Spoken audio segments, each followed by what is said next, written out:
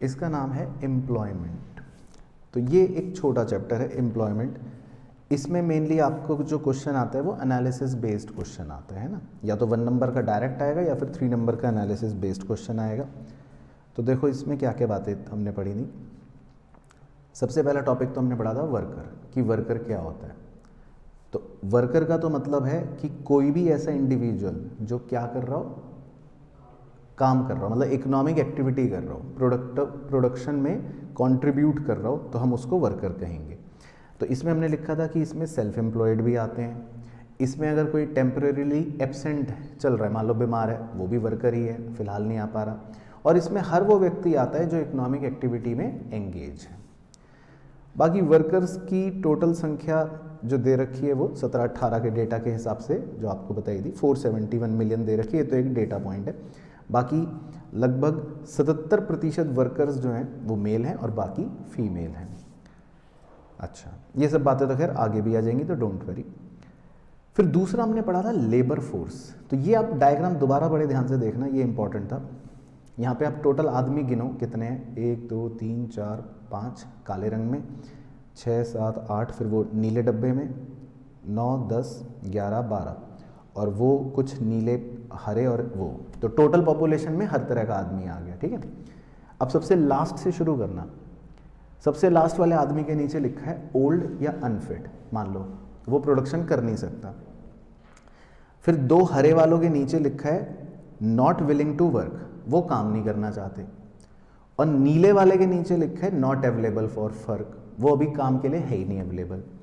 तो इन लोगों को, इन चारों को हम क्या करते हैं, एक्सक्लूड करते हैं। इन चारों को हम लेबर फोर्स में नहीं काउंट करते। तो जो बूढ़ा है, अनफिट है, या जो काम नहीं करना चाहता, या जो भी अवेलेबल ही नहीं है काम के लिए, इन लोगों को हम एक्सक्लूड कर देते हैं। तो हमारी लेबर फोर्स में कितने लोग माने जाएंगे, 8 लोग, 8। पहले इतना क्लियर हो गया। अब इनमें से 8 में से अगर आप देखो डायग्राम को ध्यान से, शुरू के 5 जो हैं वो एक्चुअल में काम कर रहे हैं, और 3 जो हैं वो काम करना चाहते हैं लेकिन काम फिलहाल उनके पास है नहीं, नौकरी नहीं है। तो हम वर्क फोर्स किसको बोलेंगे, वर्क फोर्स, वर्किंग लोगों को। तो ये हमने नीचे मतलब कवर करा है कि हमारे एग्जाम्पल में वर्क फोर्स का मतलब क्या होता है, जो एक्चुअल में काम कर रहे हैं 5 लोग, और जो 3 हैं अनएम्प्लॉयड, उन्हें क्या बोलेंगे, मतलब बेरोजगार। तो क्लियर हो गया, लेबर फोर्स मतलब 8 लोग, वर्क फोर्स मतलब सिर्फ 5 लोग जो एक्चुअल में काम कर रहे हैं। तो ये सब हमसे 1 नंबर की डेफिनेशन पूछ सकता है।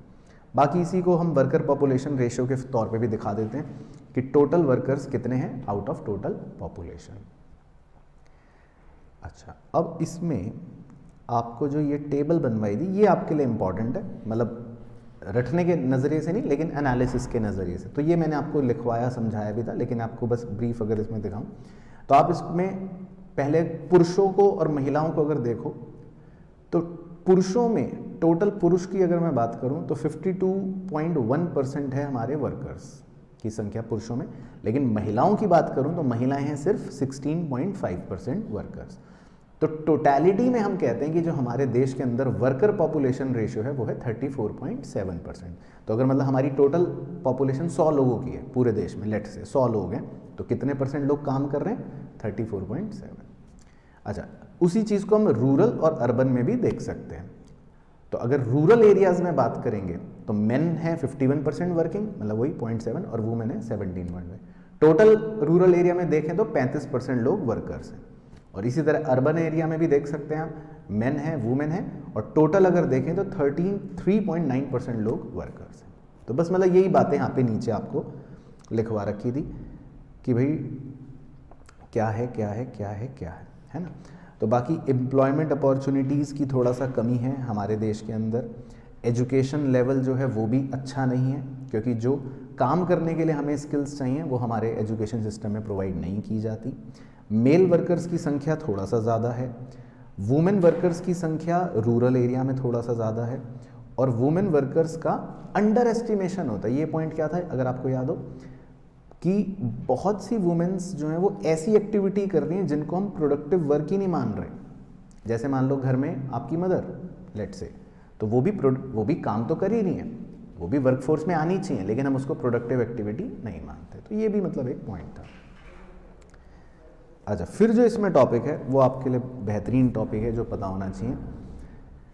एम्प्लॉयमेंट की कितनी कैटेगरीज हमारे को पढ़ाई जाती हैं, कितनी तरह से हम एम्प्लॉयमेंट को बाइफरकेट करते हैं? दो मेन तरीके से बाइफरकेट करते हैं। कौन कौन से दो तरीके? एक है सेल्फ एम्प्लॉयमेंट। तो 52% जो वर्कफोर्स है ना हमारी, मतलब वर्कफोर्स तो समझ गए हम जितने लोग काम कर रहे हैं, लेकिन काम क्या कर रहे हैं भाई? काम क्या कर रहे हैं? राजू पनवाड़ी हैं कि मुकेश अंबानी हैं, ये क्या कर रहे हैं? तो 52% वर्कफोर्स जो है वो किस कैटेगरी से बिलोंग करती है? सेल्फ एम्प्लॉयमेंट, जो अपना काम कर रहे हैं। और 48% लोग जो हैं वो किस कैटेगरी से बिलोंग करते हैं? वेज एम्प्लॉयमेंट, जो नौकरी कर रहे हैं। लेकिन उस 48% को, वेज एम्प्लॉयमेंट को, दो कैटेगरीज में डिवाइड किया जाता है। एक को बोलते हैं रेगुलर वर्कर्स और दूसरे को बोलते हैं कैजुअल वर्कर्स। रेगुलर वर्कर्स कौन से हो गए? जिनको फिक्स तनख्वाह मिलती है, जिनको सोशल सिक्योरिटी बेनिफिट मिल जाते हैं, जो सूट पैंट टाई लगा के आपकी तरह ऑफिस जाते हैं। कैजुअल वर्कर्स वो होते हैं जिनको फिक्स तनख्वाह तो नहीं मिलती, लेकिन दिहाड़ी पे काम करते हैं। जिस दिन काम है उस दिन पैसे मिल जाएंगे, जिस दिन काम नहीं उस दिन पैसे नहीं मिलेंगे। सरकार को इनको सोशल सिक्योरिटी बेनिफिट नहीं देती है ना, दिहाड़ी मजदूर जिनको आप कहते हो। तो यही 48% का अगर आप ब्रेकअप देखो तो दे रखा है। कैजुअल वर्कर हैं 25 और सैलरीड वर्कर हैं 23। तो मतलब टोटलिटी अब देखो तो जितने वर्कर्स हमारे देश में हैं उसमें 52% क्या हैं? सेल्फ एम्प्लॉयड, 23% क्या हैं? रेगुलर वर्कर्स, और 25% क्या हैं? कैजुअल। तो बन गए 100%। बस ये रहा देखो। तो हमारे देश में ये है एम्प्लॉयमेंट का डिस्ट्रीब्यूशन, तो ये ध्यान रखना है।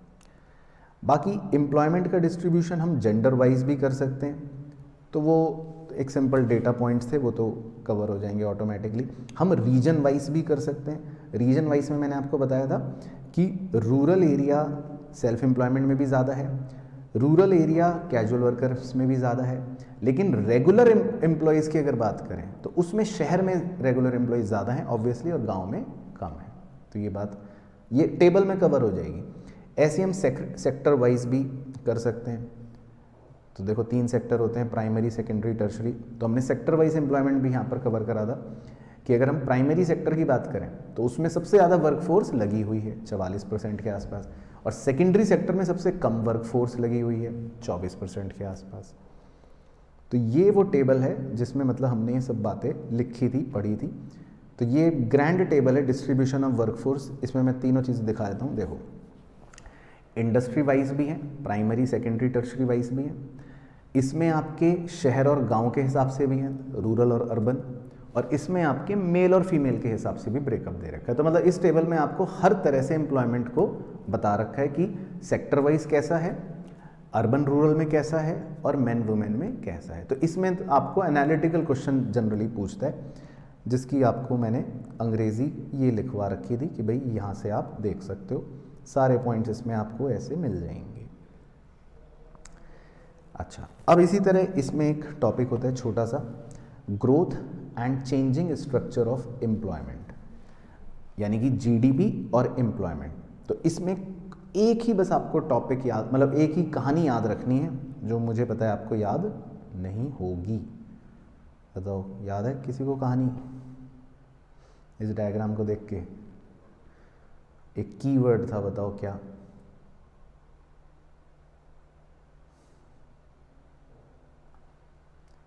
जॉबलेस ग्रोथ, ये वर्ड याद रखना है। ठीक है, क्या वर्ड याद रखना है? Jobless growth. तो दोबारा से डायग्राम को देखो, हरे रंग का जो डायग्राम है वो है जीडीपी का, वो ऊपर जा रहा है, ग्रोथ है ना, लेकिन जो लाल रंग है वो है एम्प्लॉयमेंट। तो 90s का बीच में ऐसा टाइम पीरियड आया था, जो मैंने येलो कलर कर रखा है, जहाँ पे हल्का सा दौर एक ऐसा आया था 90s का, जिसमें हमारी जीडीपी तो बढ़ रही थी, ग्रोथ तो बढ़ रहा था, लेकिन एम्प्लॉयमेंट नहीं बढ़ रहा था। तो मतलब बेरोजगारी थी। तो इस टर्मिनोलॉजी को इकोनॉमिक्स में एक नाम दिया गया, जॉबलेस ग्रोथ, कि देश में ग्रोथ तो हो रही है लेकिन एम्प्लॉयमेंट है नहीं, तो इसको नाम क्या दे दिया? Jobless growth. तो ये याद रखना, ये 1 नंबर का मतलब आपसे पूछ सकते हैं। बाकी एम्प्लॉयमेंट का चेंजिंग स्ट्रक्चर बड़ा सिंपल है, वो सेम पुरानी वाली टेबल ही यहाँ पर दोबारा बनवा रखी है कि प्राइमरी सेक्टर में देखें तो किसी ज़माने में 74% लोग काम करते थे, जो अभी 44% है। सेकेंडरी में 10% काम करते थे, अभी 24% है। और टर्शरी में 31% है ना। तो ये मतलब over a period of time change हुआ है। फिर इसी तरह एक और 1 से 3 नंबर का इंपॉर्टेंट टॉपिक होता है इसमें, कैजुअलाइजेशन ऑफ वर्कफोर्स। अब कैजुअलाइजेशन ऑफ वर्कफोर्स का मतलब क्या, बताओ, इसका कीवर्ड क्या था या इसकी की स्टोरी क्या बताई थी, अगर किसी को याद है तो। चलो, कितने तरह के वर्कर्स थे ये बताओ। हाँ, 3। तीसरा वाला कौन सा था, कैजुअल वर्कर। तो कैजुअलाइजेशन, अगर बाई चांस आप भूल भी जाओ ना एग्जाम में, तो आप कैजुअल वर्ड याद रखना। कैजुअलाइजेशन का मतलब ये है कि ओवर द ईयर्स हमने ये मतलब ट्रेंड देखा, या पास्ट कुछ 40-50 सालों में, कि जो कैजुअल वर्कर्स की संख्या है वो थोड़ा बढ़ रही है या बढ़ गई। इस चीज़ को क्या नाम दे दिया, कैजुअलाइजेशन। बस यही इस टेबल में दे रखा है कि जो कैजुअल वर्कर्स होते हैं उनकी संख्या थोड़ा थोड़ा बढ़ रही है, तो इसको बोलते हैं कैजुअलाइजेशन। इसी तरह एक और टर्मिनोलॉजी थी, इनफॉर्मलाइजेशन। अब इसका क्या मतलब है,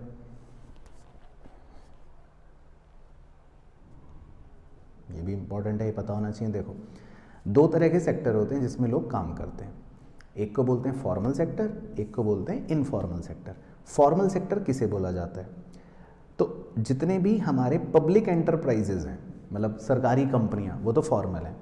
और जितनी भी प्राइवेट एंटरप्राइजेज हैं जिसमें 10 या 10 से ज़्यादा लोग नौकरी करते हैं, वो भी फॉर्मल हैं। तो आपको जानकर हैरानी होगी कि फॉर्मल सेक्टर में, जहाँ पे सोशल सिक्योरिटी बेनिफिट मिलता है, जहाँ पर सरकार लॉ बनाती है, सैलरी भी फिक्स मिलती है, ज़्यादा पैसे कमाने को मिलते हैं, उस सेक्टर में सिर्फ मात्र 7% के आसपास की ही वर्कफोर्स काम कर रही है। और लगभग 90% से ज़्यादा वर्कफोर्स कौन से सेक्टर में काम कर रही है, इनफॉर्मल सेक्टर में, जहाँ कोई सोशल सिक्योरिटी बेनिफिट नहीं है, जहाँ सरकार कोई कानून नहीं बनाती है, जहाँ पर 10 से कम लोग काम कर रहे हैं प्राइवेट सेक्टर के अंदर। तो ऐसे जगह पे 90% से ज़्यादा लोग काम कर रहे हैं। तो इस बात को इसीलिए क्या बोल दिया, इनफॉर्मलाइजेशन। तो इनफॉर्मलाइजेशन में बस आप ये याद रखना कि बहुत सारे लोग इनफॉर्मल सेक्टर में काम कर रहे हैं, इसी को बोल दिया इनफॉर्मलाइजेशन। ये मतलब है इसका, ठीक है ना। बाकी ये वर्कफोर्स का वही पुराना टेबल है कि ये देख लो आप, फॉर्मल सेक्टर में सिर्फ 30 मिलियन और इनफॉर्मल में 443 मिलियन। तो मतलब कितने सारे लोग इनफॉर्मल सेक्टर में काम कर रहे हैं, ये यहाँ पर दे रखा है, फॉर्मल, इनफॉर्मल और मेल फीमेल। बाकी इसमें लास्ट टॉपिक जो होता है वो होता है अनएम्प्लॉयमेंट का, बेरोज़गारी का। तो बेरोज़गारी में आपको ज़्यादा कुछ नहीं पूछता। बेरोज़गारी में आपसे ये पूछेगा कि भाई अनएम्प्लॉयमेंट क्या है। तो अनएम्प्लॉयमेंट तो आपको पता ही है कि those who are searching for work, लेकिन उनको काम मिल नहीं रहा, उसको बोलते हैं अनएम्प्लॉयमेंट। बाकी भारत की अगर हम बात करें तो भारत में अनएम्प्लॉयमेंट का डेटा कौन प्रोवाइड करता है, ये नाम याद रखने हैं, NSSO या report of census of India या DGAT। और अनएम्प्लॉयमेंट के कितने प्रकार होते हैं ये सिर्फ रीड कर लेना। एक होता है डिस्गाइज्ड अनएम्प्लॉयमेंट, जिसमें मोर देन रिक्वायर्ड लोग काम कर रहे होते हैं, और भारत में एग्रीकल्चर सेक्टर में सबसे ज़्यादा यही पाया जाता है। दूसरा होता है सीजनल अनएम्प्लॉयमेंट, कि भाई किसी पर्टिकुलर सीजन में कुछ लोग अनएम्प्लॉयड हो जाते हैं। जैसे सर्दियों के सीज़न में आइसक्रीम बनाने वाली फैक्ट्री का वर्कर मान लो बेरोज़गार हो गया, लेट से, या गर्मी के सीज़न में स्वेटर बनाने वाली कंपनी का वर्कर बेरोज़गार हो गया, तो सीजनल अनएम्प्लॉयमेंट हो गया। उसके बाद ये भी एग्रीकल्चर सेक्टर में काफ़ी पाया जाता है।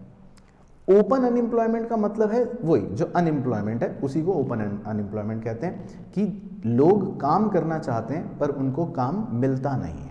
और ये वही इसकी डेफिनेशन है जो पहले भी लिखी, और इसका फॉर्मूला देख लो सेकंड पॉइंट में, वही लिखा हुआ है जो स्टार्टिंग में लिखा था कि अनएम्प्लॉयड पीपल कैसे निकालेंगे, labour force minus work force. तो जैसे हमारे एग्जाम्पल में लेबर फोर्स थी 8, वर्क फोर्स थी 5, तो कितने अनएम्प्लॉयड हो गए 3। तो ये मतलब ओपन अनएम्प्लॉयमेंट वही होता है। बाकी क्वेश्चन आपसे ये पूछ सकता है कि अनएम्प्लॉयमेंट के कारण क्या हैं भारत में। तो ये बहुत ही जेनरिक पॉइंट्स हैं, आप मेन पॉइंट याद रखना। आप कहोगे कि भारत का इकोनॉमिक ग्रोथ रेट स्लो है, आप कहोगे भारत की पॉपुलेशन बहुत तेज़ी से बढ़ रही है, सिंपल। आप कहोगे कि एजुकेशन सिस्टम जो है हमारा वो टेक्निकल नॉलेज प्रोवाइड नहीं करता है। आप कहोगे इंडस्ट्री का ग्रोथ रेट भी बहुत स्लो चल रहा है, आप कहोगे स्मॉल स्केल इंडस्ट्रियां खत्म हो गई, इस वजह से भी बेरोजगारी फैल गई, और आप सरकार पे भी दोष मढ़ दोगे, कहोगे कि सरकार की जो प्लानिंग है वो भी फॉल्टी प्लानिंग है, मतलब कि प्लान जो है वो प्रॉपरली एग्जीक्यूट नहीं हो पाते हैं, एम्प्लॉयमेंट जनरेशन नहीं हो पाता है, और आप कहोगे कि जो कैपिटल फॉर्मेशन है वो भी बहुत कम रेट से हो रहा है, मतलब जो इन्वेस्टमेंट होना चाहिए देश के अंदर वो उतना तेज़ी से नहीं हो रहा, वो भी कम रेट से हो रहा है। तो इस तरह के आप कुछ पॉइंट्स बता सकते हो कि अनएम्प्लॉयमेंट के ये कारण है। फिर वो कहेगा कि फिर बताओ ठीक कैसे करें, भाई तुमने कमियां तो बता दी, अब ठीक कैसे करें, रेमेडियल मेजर्स। तो उन्हीं पॉइंटों को उल्टा कर देना, देखो सारे पॉइंट्स बन जाएंगे। आप कहोगे कि जीडीपी का ग्रोथ रेट बढ़ना चाहिए, आप कहोगे पॉपुलेशन को कंट्रोल करना चाहिए, आप कहोगे एग्रीकल्चर सेक्टर में हमें डेवलपमेंट करनी चाहिए, आप कहोगे स्मॉल स्केल एंटरप्राइजेस को हमें एनकरेज करना चाहिए, वो और बढ़ावा देना चाहिए, आप कहोगे कि इंफ्रास्ट्रक्चर सुविधाएं इंप्रूव होनी चाहिए, और इसके अलावा भी कुछ एडिशनल पॉइंट लिख सकते हो कि अच्छी एम्प्लॉयमेंट स्कीम्स सरकार को लानी चाहिए, या सरकार को अपने एम्प्लॉयमेंट एक्सचेंजेस को भी इम्प्रूव करना चाहिए, मतलब जिसमें आप नौकरियां करते हो, और सरकार को बहुत सारी सेल्फ एम्प्लॉयमेंट अपॉर्चुनिटीज़ भी प्रोवाइड करनी चाहिए। तो जितनी भी प्रॉब्लम्स थी अगर आप उनको उल्टा कर दोगे तो आपका रेमेडियल मेजर भी बन जाए। तो अनएम्प्लॉयमेंट मतलब टॉपिक कुल मिलाकर आपसे 3 से 4 नंबर तक का ही पूछ सकता है ना। इसी तरह एजुकेशनल सिस्टम में भी रिफॉर्म आना चाहिए, ये भी लिख सकते हो, या फिर सरकार को मैन पावर प्लानिंग करनी चाहिए, ये भी लिख सकते हो। और एक लास्ट छोटा सा पॉइंट और इसमें हमने पढ़ा था, वो भी रिवाइज करवा देता हूँ कि सरकार कैसे एम्प्लॉयमेंट जनरेट करती है। ये एक अच्छा टॉपिक था 1 से 3 नंबर के क्वेश्चन के लिए। तो अगर आपको याद हो इसकी स्टोरी, तो इसमें मैंने आपको बताया था कि सरकार 2 तरीके से एम्प्लॉयमेंट जनरेट करती है। क्या क्या याद है कहानी? एक तो है डायरेक्ट एम्प्लॉयमेंट। मान लो सरकार कहती है भाई हमारे ऑफिस में 3 चपरासियों की नौकरी निकली है, तो आपने भर्ती डाल दी और सरकार के वहाँ पे नौकरी लग गई आपकी चपरासी की, तो ये हो गया डायरेक्ट एम्प्लॉयमेंट। दूसरा होता है इनडायरेक्ट एम्प्लॉयमेंट। इनडायरेक्ट एम्प्लॉयमेंट में सरकार क्या करती है, अपना आउटपुट बढ़ाती है। जब सरकार अपना आउटपुट बढ़ाती है तो वो जिन कंपनियों से रॉ मटेरियल खरीदती है उन कंपनियों को अपना रॉ मटेरियल भी बढ़ाना पड़ता है, तो फिर वो कंपनियां और लोगों को हायर करती हैं इस चक्कर में। तो मतलब इनडायरेक्ट तरीका हो गया सरकार का नौकरियां बढ़ाने का, ये मतलब यहाँ पर दे रखा है। बाकी कुछ सरकार अलग अलग जनरेशन स्कीम्स लेकर आई थी एम्प्लॉयमेंट की, वो तो सिर्फ आपको नाम ऐसे रीड करने, ज़्यादा वैसे इंपॉर्टेंट नहीं है, rare of the rare chance है। जैसे national rural employment guarantee act 2005 में आया, प्रधानमंत्री रोजगार योजना, स्वर्ण जयंती शहरी रोजगार योजना, ये सब मतलब सरकार की एम्प्लॉयमेंट और पॉवर्टी को कम करने से रिलेटेड, या मतलब आप कह सकते हो हेल्थ से रिलेटेड स्कीम्स हैं, है ना। तो यही सारी बातें कंक्लूजन में भी दे रखी हैं, वो तो सिर्फ रीड करनी है। लेकिन आपसे अनएम्प्लॉयमेंट के बारे में पूछेगा तो बस ये बातें आप बताना। तो समझ आए कहानी एम्प्लॉयमेंट और अनएम्प्लॉयमेंट, तो क्लियर हो गया किस्सा। चलो तो डन, डन आर डन।